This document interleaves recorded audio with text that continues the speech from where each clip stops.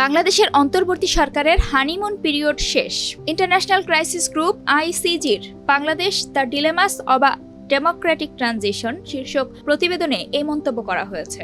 এতে বলা হয়েছে, রাজনৈতিক দলগুলো এবং অন্যান্য অংশীদাররা নির্বাচনী সুবিধার জন্য সংস্কার নিয়ে আলোচনা ও দৌড়ঝাঁপ করায় এই বছর অন্তর্বর্তী সরকারের জন্য রাজনৈতিক চ্যালেঞ্জ আরও বাড়তে পারে। প্রতিবেদনে বলা হয়েছে, শেখ হাসিনার পতনের পর অন্তর্বর্তী সরকার বিপুল সমর্থন পেয়েছিল, কিন্তু তা কমতে শুরু করেছে। ইউনূস সরকার এখন চাপের মুখে রয়েছে। রাজনৈতিক শক্তির সঙ্গে বিভেদ ঠেকাতে হিমশিম খাচ্ছে তার সরকার। পাশাপাশি দৈনন্দিন ব্যবস্থাপনা নিয়েও জনগণের সমালোচনার মুখে পড়েছে।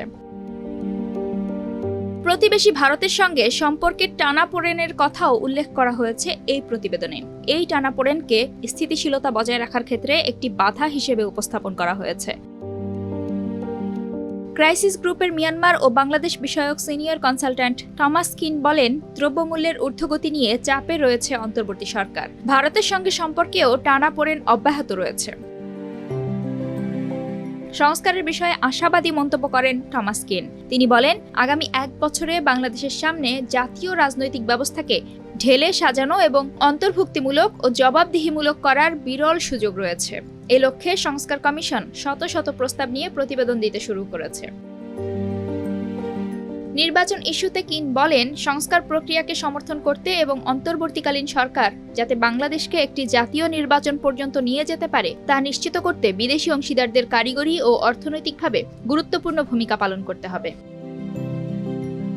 দেশের গণতান্ত্রিক রূপান্তরকে সমর্থনের জন্য ইইউ এর প্রতি আহ্বান জানিয়েছে ক্রাইসিস গ্রুপ। প্রতিবেদনে বলা হয়, ইইউ এর উচিত হাসিনা সরকারের অংশ বা ঘনিষ্ঠদের অবৈধভাবে অর্জিত সম্পদ পুনরুদ্ধারে বাংলাদেশ সরকারকে সহায়তা করা। বাংলাদেশ ও ভারতের সম্পর্ক উন্নয়নেও অগ্রাধিকার দেওয়া উচিত। 2024 সালের অগাস্টে প্রকাশিত ক্রাইসিস গ্রুপের প্রতিবেদনে বলা হয়, বাংলাদেশ রাজনৈতিক অনিশ্চয়তায় প্রবেশ করছে। গত 3 দশক ধরে বাংলাদেশের রাজনীতির যে অতি দলীয় ও বিজয়ী নির্বাচনী গতিশীলতা এত ক্ষতি করেছে, তবু তা থেকে বেরিয়ে আসার সুযোগ এখন বাংলাদেশের সামনে রয়েছে।